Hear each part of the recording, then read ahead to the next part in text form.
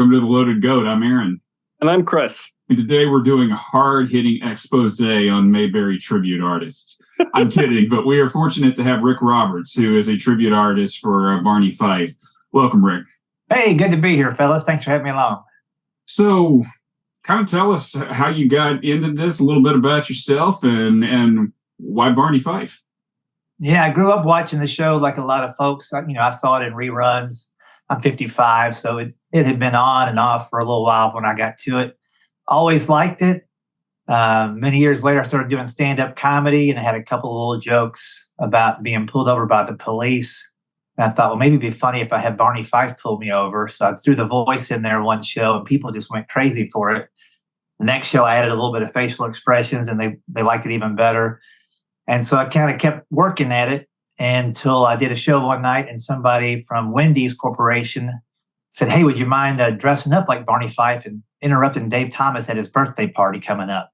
I'm like, yeah, I guess I'll give it a shot. So they helped me piece together a little bit of an outfit. I went in there and arrested him. And for about 30 minutes, he sat down with me at a table and was just talking Andy Griffith Show nonstop. He was such a huge fan. He liked what I was doing. Eventually, his wife came and pulled him away and said, listen, we got a whole room full of people came here for your party. You just can't be talking to the Barney Fife the whole time. So as he got up, he goes, young man, there's a new thing out called websites. You ought to put one up and put Fife in there somewhere so people can find out what you're doing, and maybe they can hire you for something else. And so that's what I did, and made a few YouTube videos here and there. And eventually things like Mayberry Man and other opportunities popped up just from that association. So I have heard that there are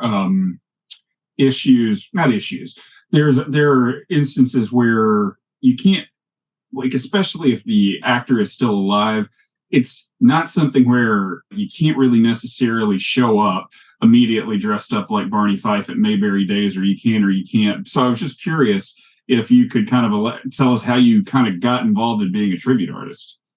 Yeah, I'd done it just individually for a long time. I would do conferences or conventions or trade show halls where they wanted what they would call a booth magnet. Somebody standing there to get people to come over to their booth. So I would do stuff for like 911 Incorporated, and it's so easy, even Barney Fife can do it and stuff like that. And I think as long as you're not making a ton of money off of it, nobody ever worries about it. I got one letter one time from CBS because I was using short video clips with Andy Griffith Show in one of my motivational speeches. And somehow they found out or whatever. So they said, cut it out. I said, okay. Then I found out there is actually a season or maybe two that the copyright expired. They forgot to do the paperwork. So there are some, I don't use them, but you can use some of those clips and not worry about anything at all.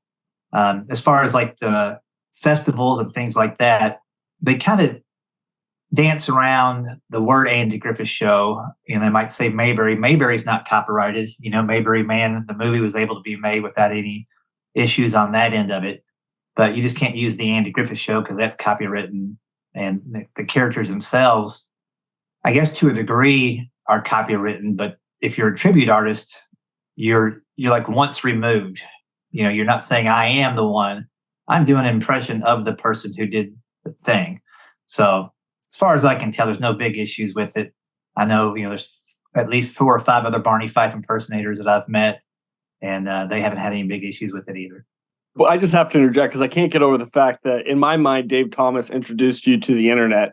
And I like this. And I like this narrative that's probably not true, that you'd never heard of it before. And all of a sudden you're like, the internet exists?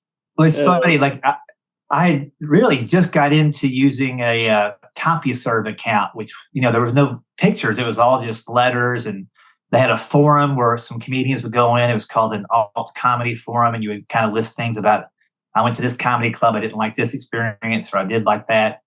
But as far as like creating your own website, that was still pretty new and pretty expensive. So when he said to do that, I remember looking into it. I had to buy the software. It was a Microsoft program. I can't remember the name of it, but you built your own website and uploaded it. So I was able to do all that. But I put up my own website and the Fife website, and it's because I figured Dave Thomas knows what he's talking about. He's done pretty good. He was a successful entrepreneur. That's for sure. Yeah, I mean, it's kind of like having a lunch with Mark Cuban or something, looking back, I mean, that's a wealth of knowledge that just sat there and took time with me. So I'm always thankful for that. For sure. As a tribute artist, do you ever just forget the deputy outfit and rock salt and pepper, or is it just the deputy outfit? I kind of go with deputy all the time, although I've been thinking about for Halloween this year going as maybe Mr. Furley instead from Three's Company, and seeing if I could pull that off with a bright orange and brown shirt and an ascot. If I could find that wig, that gray wig that was just like so tight, I think I could maybe get away with it. But I do know some of the other, at least two of the other tribute artists have the salt and pepper. And sometimes if we're at the same event, they'll wear the salt and pepper and I'll be in uniform and people will be like, wait, I just thought I saw you over there, Oh, that's funny. So you were in Mayberry Man, and I feel like watching that, which is a great, witty, fun movie for Mayberry fans. But I felt like you were in there, like as far as tribute artists go, like second only to on screen time only to Alan Newsom. So what was that like? It was pretty interesting, when I got a call from Stark Howell, who wrote it. It was like maybe a month away from them shooting, and apparently they must have had a couple other people in mind before they got down to me. And we shot it during COVID, so some people opted out because they didn't want to take a chance, or they had people back at home that were, at risk or whatever. So anyhow, he called me up, said, "You want to do the movie?" And I said, "It sounds interesting." He goes, "Well, it's going to shoot for 2 weeks. Do you have that open?" I'm like, "I've got 2 years open right now. Like I had 115 events cancel on me. I'm wide open. Let's do it." Oh, man. I couldn't wait to, have something to do. So we went and shot it, but he shot me the PDF of the script and I started reading it. And, like the first 20 minutes, I'm not on the screen at all. And then my name pops up in the script, and then there's a lot of stuff. And then there's a big scene with Alan, the car heist scene, which to me feels like the most Mayberry part of the whole movie. And once I read that, I'm like, oh, this is going to be fun right here. And then we started shooting. I had never acted in a movie. I've done commercials and things like that. But luckily, Brett Varvel, who plays the main character in the movie, was a pretty experienced actor. Probably the only one that we had on the whole movie that had been in more than 2 films or whatever. And he'd written and directed a couple things. But he gave me and Alan the tip of, don't try to memorize the whole thing. When we're shooting it, it's going to be slow. So make sure you know the first scene we're going to do in the morning. Memorize that. We'll shoot that, and while they're moving the cameras around, you'll have time to memorize 2 more pages of dialogue, and we'll run the lines together. So you got as familiar as you could with it, and then left some space to kind of play around with the timing and things. So the whole experience was really great. I'm lucky to do it. It was a good blessing in a time when I had nothing else going on, and everybody I met was super nice. I had knew of Alan Newsom and his podcast and things like that for a while, but we had never worked together. And now we're trying to find ways to work together as often as we can. Yeah, I saw you're doing you have a comedy show coming up, if I'm not mistaken. Yeah, we got 2 different fundraisers that we're going to tag team and be part of, as well as some Mayberry Festival stuff going on. So it's good times. Yeah, and they're doing the Mayberry Man series. Are you involved in that? Yeah, so for people that have seen the movie, the Mayberry Man series picks up about a year after the last scene in the movie. And it kind of shows you what's going on in Mayberry today. So I'm only in the Barney Fife outfit uniform for maybe a minute in the series. I'm Warren, the postal delivery guy in the town of Mayberry, and Alan Newsom is the town commissioner. So he has an office that kind of looks like the Andy Griffith Show office. And I kind of come over and sit on his desk and kind of do some Barney Fife-like things. But it kind of looks at what the characters are when they're not tribute artists as well. And those other storylines start to develop from that. So that sounds fun, 5 episodes that are being finalized right now with some audio correction or whatever. And they should be out in time for the 3 premieres here in late September and early October. Oh, great. If people want to find you, where should they go? RikRoberts.com. If you spell Rik, R-I-K, you can find me at RikRoberts.com. And I've got a little link on the homepage with my schedule if they want to see where I'm performing anywhere anytime soon. Well, I appreciate, again, we're so grateful you're here. And we're going to go ahead and dive into the show if that works for you today. We're doing Barney Fife Realtor. But before we dive in, I asked you if you wanted to do an episode. I said we're in season 5, and you said Barney Fife Realtor. So I would love to hear, why this one jumps out at you. I love this one for a lot of reasons. It's the perfect Barney Fife episode because Andy's constantly trying to just tell him, just be the deputy. You don't need to have a side job. Barney's trying to hustle and make some deals going around. Showing the house to Andy and then showing the basement, and it's flooded out and the kids are floating boats down in the basement of the house. I can't remember if it's the Miller's house or whoever's house it is, but just the whole thing of him trying to hustle his boss into buying somebody else's house cracked me up.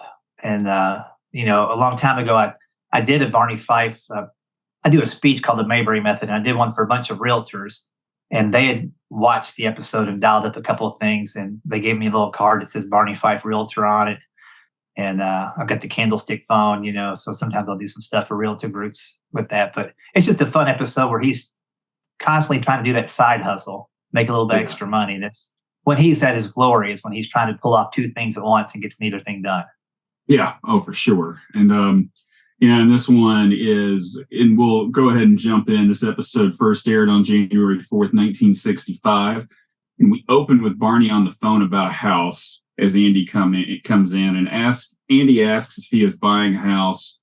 And Barney says he's now in the real estate business, which he's been watching Mr. Slummer, and all he does is sit around in his office all day long, smoking a big fat cigar, and he never stirs unless somebody wants to buy something. Then he takes them out in the old rattletrap car of his, and if they buy, he collects 5%.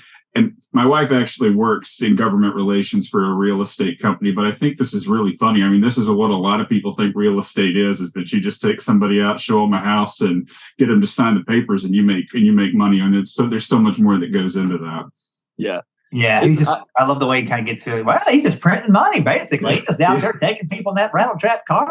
The real people that just do it are the title companies. I find this to be ridiculous. One of my friends bought a house, and the title guy shows up in a Range Rover, has a bunch of papers to sign, and then, everybody else does all the work. So they're the actual ones, I think, print money that Barney Fife might be more interested in going for.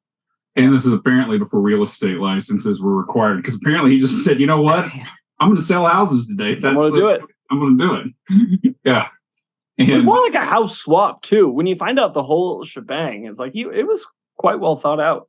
Well, this is kind of like reflecting. So he says he's got a lot of real estate deals cooking. He basically has a plan to move 3 families to buy and get them all to buy new homes, because everyone says they would like a nicer home. And this makes me think of the current real estate market, where they keep talking about, well, there's just no inventory. And really, in Mayberry, there really is no inventory. You've got to get a family to move to sell a house. Yeah. And so Andy says he's very happy with his house. And then he learns that the Williams house may be for sale. And Andy has always admired that house. And so he's all those trees. Oh, yeah. Sounds like they got a little space, And Andy says he's interested, but then he reminds Barney that this is a sheriff's office, who completely agrees just right before he answers the phone with Fife Realty. Right. Yeah. You're right. Let's get back to work. Fife Realty. Oh, yeah, it's hilarious. That's one of the best scenes ever. Yeah, for sure. And later at the Taylor household, Howie is going to buy Opie's bike for $5. And it's Howie Williams. It's played by Dennis Rush. You've been to more events. I went to Mayberry Comes to Scottsburg earlier this year. I've heard that he was just off, just living life, hadn't really thought about the show, hadn't really even realized that people cared. And he just, and then people reached out to him, and he comes to these events. But, it's like at Mayberry Comes to Scottsburg, everybody getting up and discussing the fandom of the show still means to them. I felt like Dennis Rush really was one who I just was kind of like, wow, he's really just seems to be endlessly humbled by how much the fans still love this show. Yeah, it was a great joy kind of meeting him and seeing some of his photos that he brought along, and just a super humble guy, and, granted, it was a really long time ago that all this went on, but he was pretty amazed at the people that were involved and the people that still turn up for these events. And I think I'd be surprised if he's not the one next year as well, because I think he really enjoyed the experience. Yeah, for sure. So Andy discusses the issues with the bike with Opie and Howie, who is very surprised to hear about them and immediately decides not to buy the bike. And at dinner, Opie complains to Andy how he ruined his sale. And then Andy tells Aunt B how the Williams might want to sell their place. And then later that evening, Barney comes in, he's wearing salt and pepper, and he has the Sims in the car. and they want to see the place. I mean, this is manic real estate salesman. Right. I mean, this could be the moment that brought, real estate license into bees. Like, too many people were accosted by Barney Fife after dinner. I mean, he was using the high pressure sales. Well, they're right here in the car. Let's just give it a look around, buddy. Yeah, and that's really what you want to do is when you're buying a house, just be loaded up in a car and go show up with a family unsuspecting it. That you're making a major purchase like that. There's another side of this too, where like I imagine that Barney hoodwinked them and how to get into the car. It's no way that they were like consensual in the whole way. I think he offered to like take him to ice cream, and all of a sudden it's like, all right, you're gonna go buy a house. I'm like, we're gonna go buy a house? Yeah. Well, although they do seem to like the house, and this after Andy and Aunt B, they agreed. They're a little reluctant, but they agree to bring him in. Sims come in, and after an awkward exchange, they look around, and then they ask why they want to sell the house. And Andy says too small. Aunt B says too large. And Opie mentions the William house. He's the only honest one in the whole bunch here. And then they go in the kitchen, and Opie mentions that there's a crack in the ceiling. Miss Sims is not happy with the crack. And then Opie asks if he'll tell them about the noise in the faucet, which is loud. Have we heard that before? That was new to me. The noise in the faucet? Oh, yeah, it's completely. Yeah, I think just brought in for this episode, I'm pretty sure. And they tour the rest of the house, and Barney says all that would be required to fix the place up would be $100. And then Opie mentions how the roof leaks even when it drizzles. And the Sims leave, and Barney follows them. But he gives Opie an epic look as we go to commercial. I was wondering, can you do that look for us? Perfect. This episode was produced by Pod Machine. They do a great podcast and a great rate. I was fortunate to get started on this a few years ago, and I've just been very, very pleased with it ever since. I mean, they will edit your podcast. They will do artwork for your podcast. They'll do the YouTube videos for the podcast, and they have a very quick turnaround time once you upload all your material. So I highly recommend it. I'm pro pod in general. I love bean pods. I like pod hotels. I like pod apples, maybe. But you know what pods I like best? Pod machines. Pod machines. Me too. I like them better than podcasts. I honestly don't even really like podcasts that much. So I'm just thankful that you're here. Why do you do this podcast? To see your dimples, baby. To see my dimples. Well, and if you really push hard, my Pod Machine might be able to give you some dimples. I don't know. So go to podmachine.com to learn more and enter Loaded Goat at checkout for a 10% discount. And that's spelled just like Loaded Goat. And after the break, Opie is about to go to bed, and Andy asks if he was doing it to get even. And Opie explains that he was doing what Andy told him, that he should do, that he should give everyone the facts, and shouldn't it apply to bikes the way it does to houses. And Andy explains, he basically says bikes are bikes and houses are houses. And he explains that he bought the house not knowing about the crack, and somebody else probably bought it before then. And then basically Opie comes away thinking there are different requirements for adults when it comes to honesty. It's a loose argument. I don't totally get it. And I think now so much of this is against the law. I mean, if you knowingly have real issues and you conceal them, that's not gonna fly. And I should have brought up earlier when they're going I've always wondered this about the Taylor household is the intensity of the fireplace and the brickwork. It looks like you're in the middle of a big cave. And I was surprised that when they're going through, they weren't like, this fireplace is a little too intense, because that's the only thing I think about when I look at the house. I mean, for that house, that is a huge mansion type fireplace. Yeah, it's a big one. I've always thought that too. It just takes up so much of the space, and I guess video wise, they needed something to look good with the two couches next to them or whatever. But it is a lot. Yeah, it's a whole wall, and it's right where the stairs go up. So I wonder if there's a fireplace poking out of the top of the stairs as they go up, because the chimney would have to be right above that, right? Yeah, that's a good point. I hadn't thought about that. Yeah, I've always just assumed they loop around, but I always wonder if when they were shooting this, they said this is the best this picture is ever going to be. It's never going to be clearer than this, and no one's going to be really breaking down these details about how it looks. Right. There will never be a thing called podcast where they really get into the minutia. Yes, for sure. And then the next morning, Andy comes in and Barney goes off, and it's not like Al Pacino going off on Kevin Spacey at the end of Glengarry Glen Ross, but Barney is pretty mad. And with all the real estate deals he had lined up, Opie cost him $3,478. I mean, if he was basically going to clear that kind of money, he doesn't have to ever be a deputy again. If he can move like that. Yeah, no kidding. And Mr. Sims calls back, and Barney begs for another chance, and Mr. Sims gives him one. And at the Taylor house, Barney comes back in with the Sims, and they sit down, and Barney shares that they might be interested in the house, and the kids exaggerate. And this is, as usual, Andy's moment of truth. Andy says that kids do exaggerate, but shares that everything that Opie said was true.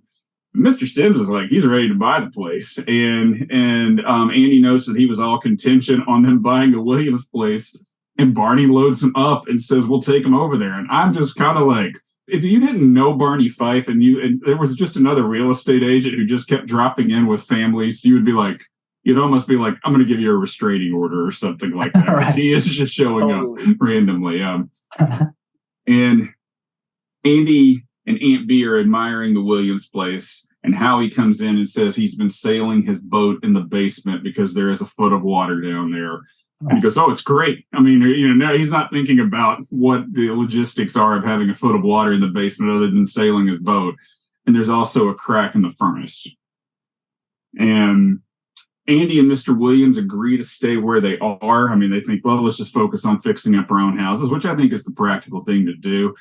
And he calls Barney to tell him, and Barney just is apoplectic, and he sets the phone down while he rants as we go to commercial.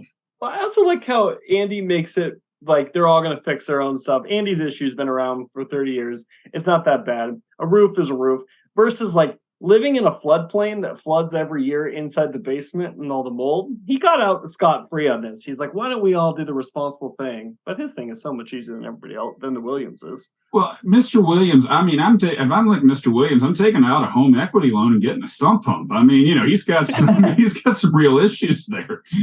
Yeah, it's funny how I remember Barney saying, he takes your house, you take his house, you get a loan for whatever the difference is, you pay it off. It's just that easy, And so the Williams were going to come out ahead on that because I don't think there have been any emergency fixes on Andy's house. But Andy definitely, like you say, sump pump or just fill up the bottom with concrete and do something. Yeah. Or enjoy sailing boats.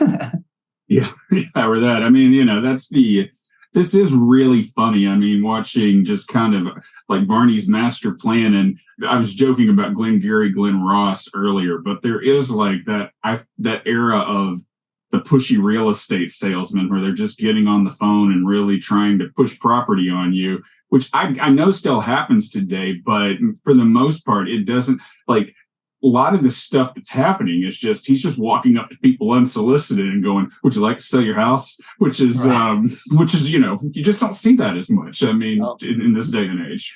Not from humans, but like you see it nonstop online, like Zillow and all these different things. We get a thing in the mail every week. If you're ready to sell your house, call us before you call anybody else. We've got willing buyers.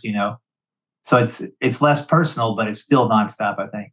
Yeah. I did have a friend last year who was moving for work, and she just found the street she wanted to live on and just, hey, mister, walked down the street and knocked on the door and eventually bought one of them. Yeah. I mean, I do think based on my experience in buying houses, the best real estate agents seem like they care that you find the house that you want. They care that you're happy. They care that you move on your own terms and that you're satisfied, and they want you to do business with them again. I'm not sure Barney Fife really was checking all the boxes on that front in this episode. Yeah, correct.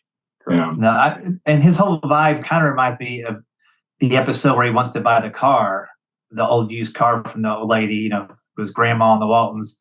like once he gets something in his mind, this old steel trap, it's stuck in there. We're going to get it done. And he just kind of can't let it go. And that's the drive he had in both episodes. I thought it was like, this is going to happen. It's and he's almost puts on tunnel vision. It's kind of like Andy's like, just take a minute and just you'll get you the car you want, but just take a minute. And he's like, nope, I'm getting this car. And in the epilogue, Andy comes in and Barney says he's getting out of the real estate business, but he says he's got something else. And then he starts pitching Andy on a car. I mean, and just like going through all of that. And this is just a great shot because the shot moves to where Barney's reading just focusing on Barney, where he's reading all the information about the car. And then it pans back and Andy is out of the shot and he's gone. And then we close the episode. It's funny in the Mayberry Man series, we use that technique at least 2 times where somebody is going off about something. I know one time I'm going off, in the car thief scene in the movie, and I'm going off like this, and I look around, and the other guy's gone. Then vice versa, he's saying, "Hey, the other guy was right here a second ago." And he turns around, and I'm missing. So that's one of those little techniques that the writer, Stark Howe, picked up on and said we ought to use that in the movie and the series. He looked over and you've gone on so long, the other person's left. You have no idea. Makes such a difference too in the vibe of the show where you are replicating those styles innately. The movie just starts off. I mean, there's the courtroom scene, but the movie starts off. It's just like they're almost like a Hallmark movie tale of a spoiled actor, and then it gets to Mayberry, and then everything just kind of clicks in on just the Mayberry feel and everything. So, and I'll really be curious to see. It must have been much more, even more fun to be able to shoot it without the COVID restrictions this time. Yeah, the biggest difference for us was we shot a lot of the scenes in California for the series. Probably at least a third of my scenes were out that way. So we got to be on a real soundstage. The soundstage they shoot SWAT and a couple other series on, and got to use. I'm sure once the series comes out, we can isolate some scenes, and you can say, "Oh, I've seen this before in Batman movie, and this whatever," like 20 different things. And they actually built a replica courthouse on the corner there. So it looked a lot more like the courthouse than the one in Mount Airy, which is, its own version of it. But that was the most fun, I think, was going to a sound studio and having to get past the guard and going and getting fired up and getting into little scenes and do that. And plus, for me, I had to develop the character of Warren outside of Barney Fife impersonating. So, like, there's only one time in the movie where I kind of break character, and it's right before we go stop the car thieves. And they're trying to push me like, what would Barney do? And I'm like, my name's Warren, But now you can see everything about Warren. So I had to develop who Warren is and what his sense of humor is and what his thing is. It's different from Barney Fife. So that was the fun part for me, I think. But COVID restrictions, either way, we really didn't. I mean, once you got signed in and they took your temperature, everything was just a normal day. We didn't really notice much about it. So we do a rating scale at the end of every episode of Whistles, a ranking of 10 being the best, 1 being the worst. We haven't had a 1 whistler yet. We may when we hit the color episode. So there is a distinct possibility. But so I'll go first. I would give this 8 whistles. Oh, really? I'm going 10. I love this. You're going 10? It's a fun new theme, new character for Barney coming out. I love it. Yeah, I'll go 9 whistles on the episode, and it's a 10 Barney episode, 10 whistle Barney episode, because he's got most of the focus throughout the whole thing, and he's doing all the juggling and he's driving the plot in this one all the way across. For sure. Well, this has been great. Any final thoughts? No, thanks for coming I enjoyed thanks for doing what you're doing. It's kind of fun to go back and relive the episodes and look at them again many years later. I mean, for a show that started out in 1960 and we're still talking about it in 2023, I mean, that's 63 years of success right there. It's pretty impressive. Absolutely. And one more time, if folks want to find you, where should they go? They can go to RikRoberts.com. RikRoberts.com. Just like Dave Thomas said to do. Well, this has been great. And thank you for joining us. And thank you, everyone, for listening. Check us out on Apple Podcasts, Spotify, YouTube, and wherever you get your podcasts. And if you think about it, subscribe. Next week, we'll do Goober Takes a Car Apart. And until then, Christopher, quit sitting around your office all day waiting to collect 5%. You want to buy my house?